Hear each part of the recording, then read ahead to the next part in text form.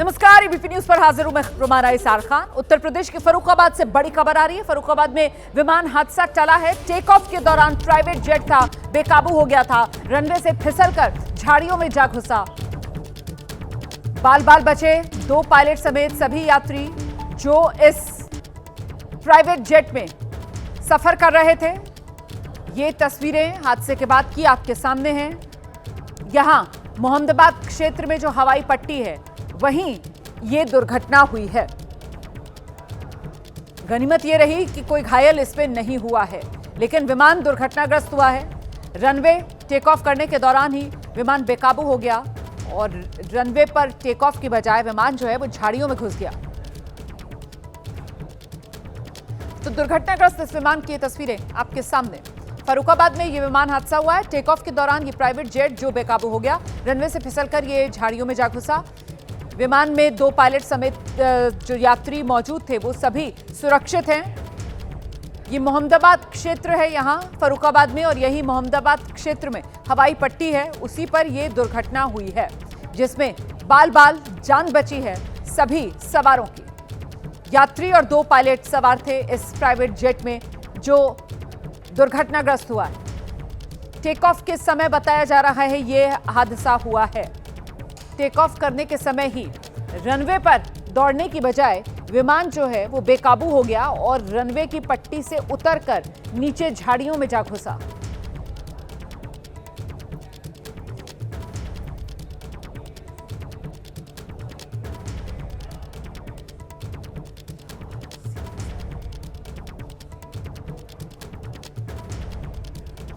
सीधे आपको लेकर चलेंगे, हमारे साथ हमारे सहयोगी विवेक राय इस वक्त मौजूद है। जरा जानते हैं विवेक से। विवेक, और क्या डिटेल्स मिल रही है? बाल बाल सभी की जान बच गई है। 2 पायलट, कितने यात्री इसमें मौजूद थे? बिल्कुल, ये घटना फर्रुखाबाद की है और फर्रुखाबाद में ये मोहम्मदाबाद कोतवाली क्षेत्र में स्थित हवाई पट्टी के पास का ही मामला है। और इसमें आपको बता दें कि ये एक बियर फैक्ट्री के एमडी की बात बताई गई, तो वहाँ पर पहुंचे हुए थे और फैक्ट्री के एमडी वहां पर निरीक्षण करने के लिए पहुंचे थे। और ये लोग निरीक्षण करने के बाद वहां से बोल रहे थे कि टेक ऑफ के दौरान ही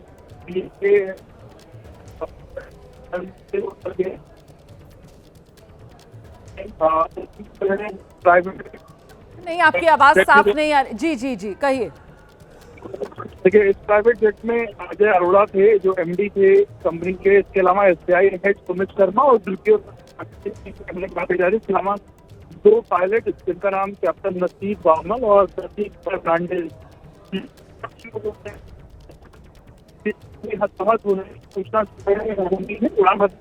बहुत दिक्कत आ रही है आवाज में विवेक, आवाज साफ नहीं आ पा रही है। दर्शक नहीं समझ पा रहे होंगे आप क्या कह रहे हैं। जितना मैं समझ पाई हूँ, 2 पायलट जिसका हम पहले भी जिक्र कर रहे थे और शायद 3 अन्य यात्री जो इस विमान में सवार थे, और ये प्राइवेट जेट बताया जा रहा है। यहाँ फर्रुखाबाद में टेक ऑफ के दौरान ये हादसा हुआ है। रनवे पर जब ये विमान दौड़ रहा था तभी ये टेक ऑफ की बजाय बेकाबू सा हुआ और झाड़ियों में घुस गया। अब इसकी वजह क्या है, शुरुआती जानकारी क्या सामने निकल कर आ रही है? विवेक हैं क्या हमारे साथ? विवेक, मेरी आवाज मिल रही है आपको? नहीं, संपर्क नहीं हो पा रहा है हमारा विवेक राय से। फिलहाल ये बड़ी खबर है। गनीमत ये रही कि इस हादसे में किसी की जान नहीं गई। गनीमत ये रही कि हादसे में कोई घायल नहीं हुआ। ये दुर्घटना के बाद की तस्वीरें आपके सामने हैं। फर्रुखाबाद में ये हादसा हुआ है। यहाँ पर मोहम्मदाबाद में जो हवाई पट्टी है वहीं से ये प्राइवेट जेट जो टेक ऑफ कर रहा था और उसी दौरान रनवे पर जब इसने दौड़ना शुरू किया तभी ये जो विमान है वो बेकाबू हो गया और बेकाबू होकर रनवे की पट्टी से उतरकर नीचे आप देख रहे हैं जहां घास है, झाड़ियां हैं, वहां जाकर दुर्घटनाग्रस्त हुआ। ये हादसा बड़ा हो सकता था। आप जानते हैं इस तरीके के हादसों में सबसे बड़ा खतरा जो होता है वो आग लगने का रहता है, और इसीलिए हम कह रहे हैं कि बाल बाल सभी सवारों की जान बची है।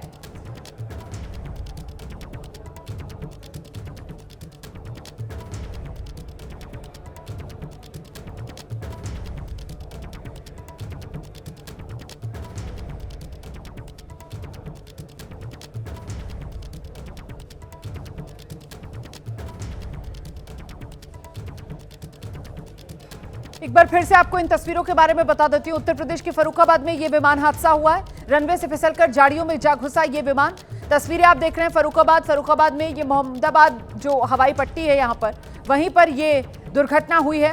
ये प्राइवेट जेट था और प्राइवेट जेट उड़ान भरने की तैयारी में था। रनवे पर इसने दौड़ना शुरू किया और उसी दौरान ये विमान बेकाबू हो गया और रनवे की पट्टी से उतरकर नीचे जो घास और झाड़ियों का हिस्सा है वहां जाकर ये दुर्घटनाग्रस्त हुआ।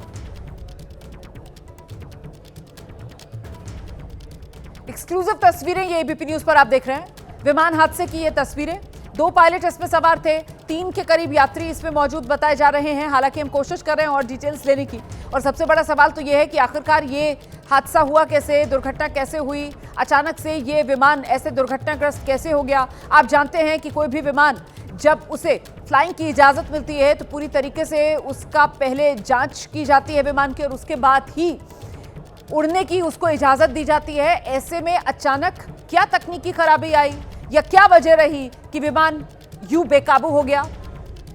टेक ऑफ के समय हवा में उड़ान भरने की बजाय जो रनवे की पट्टी थी उससे नीचे उतरकर यूं झाड़ियों में दुर्घटनाग्रस्त हुआ ये विमान। ये सबसे बड़ा सवाल है जिसका जवाब जाहिर सी बात है अब तलाशा जा रहा है।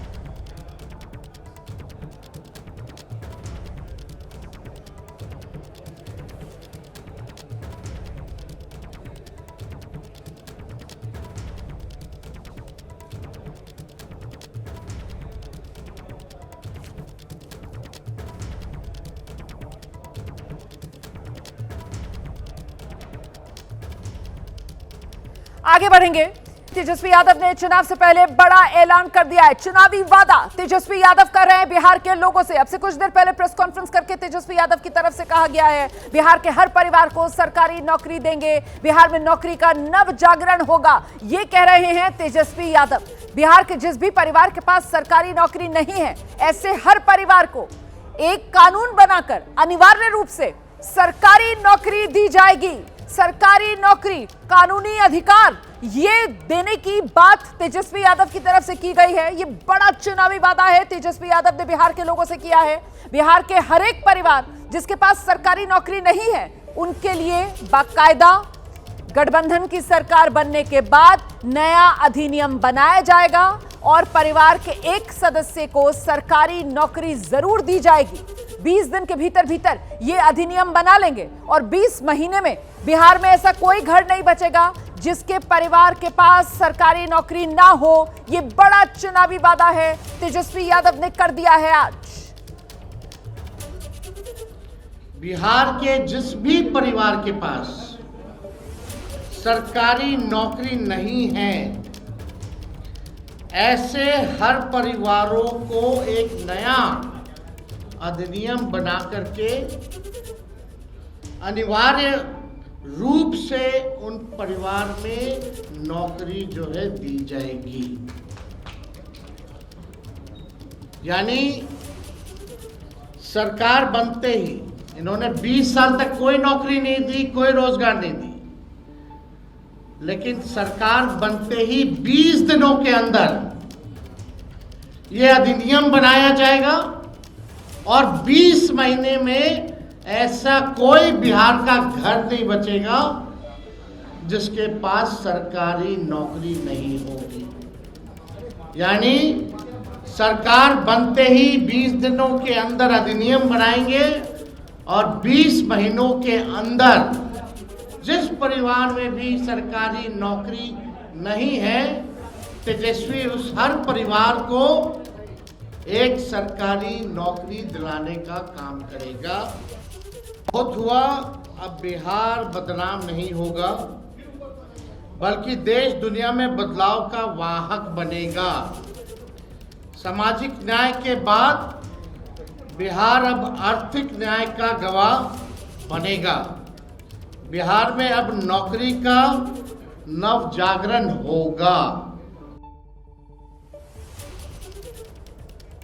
तो सुना आपने एक तरफ तेजस्वी यादव जो विकसित बिहार और बिहार की तस्वीर बदलने के वादे बिहार के लोगों से कर रहे हैं, और वहीं तेजस्वी यादव के पिता लालू प्रसाद यादव सियासी जंग में मुख्यमंत्री बिहार के नीतीश कुमार पर सियासी निशाना साध रहे हैं, ये कहते हुए कि इस बार बिहार को पलटी मार नहीं दूरदर्शी मुख्यमंत्री चाहिए।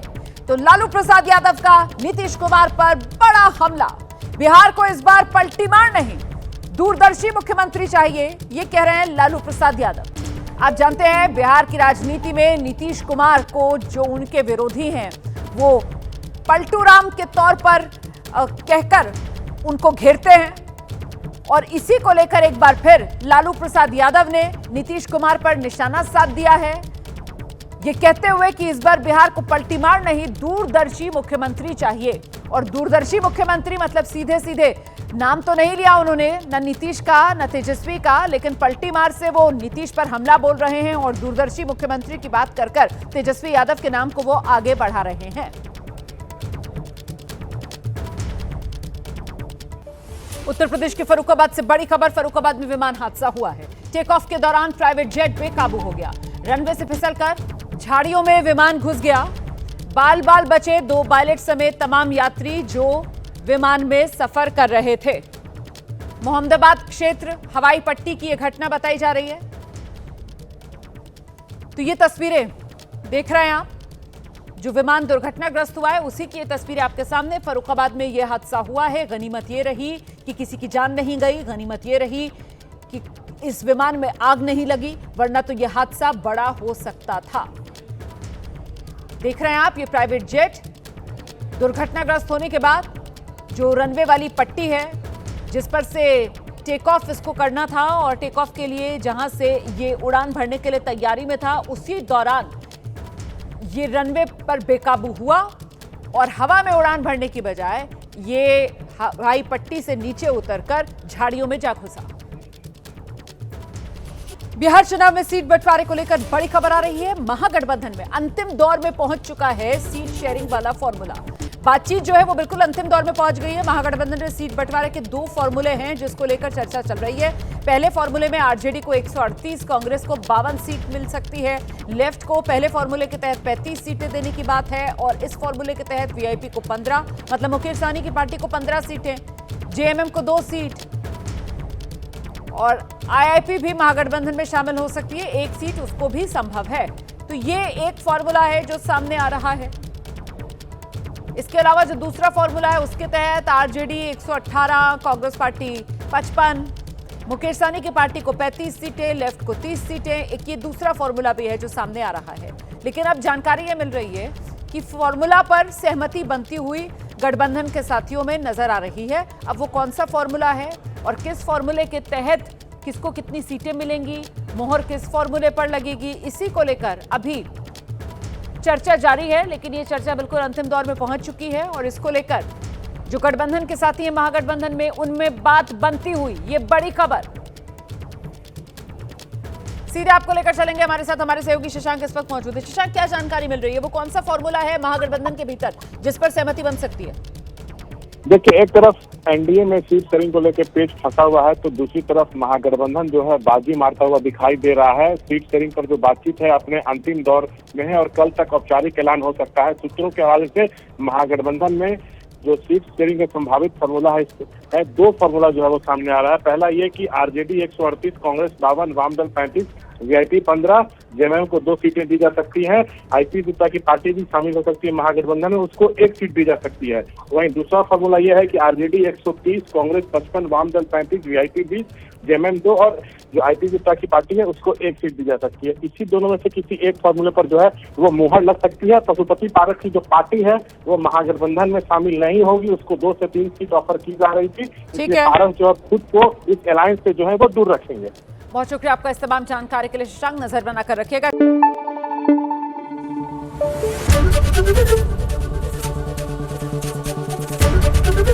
एबीपी न्यूज आपको रखे आगे।